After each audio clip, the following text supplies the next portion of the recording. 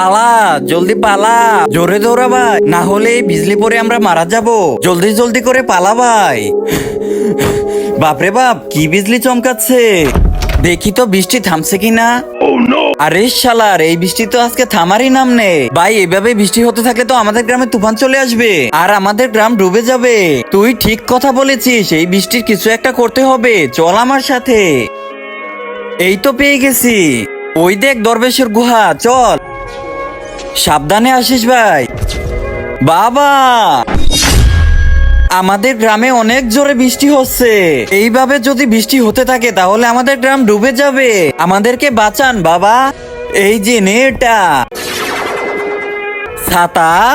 এটা কোনো সাধারণ ছাতা না, এটা হলো জাদুই ছাতা। এটা একাই তোমাদের পুরো গ্রাম বৃষ্টি থেকে ঢেকে রাখবে। ঠিক আছে বাবা। ইয়াহু, কি মজা। ছাতা দিয়ে আমাদের পুরো গ্রাম ডেকে ফেলেছি। ইয়াহু। আরে এত বড় ছাতা এরা কোথায় পেলো? আরে এবার তো তুমি আমাদের কিছুই করতে পারবে না বৃষ্টি। তবে রে শালা, দেখাচ্ছি মজা। কিন্তু তার আগে তুমি যদি ইন্ডিয়ান হও তাহলে ভিডিওতে লাইক করো, আর যদি বাংলাদেশি হও তাহলে লাইক সাবস্ক্রাইব দুইটাই করো, আর কমেন্টে তুমি যে দেশে সে দেশের পতাকাটা দিয়ে যাও।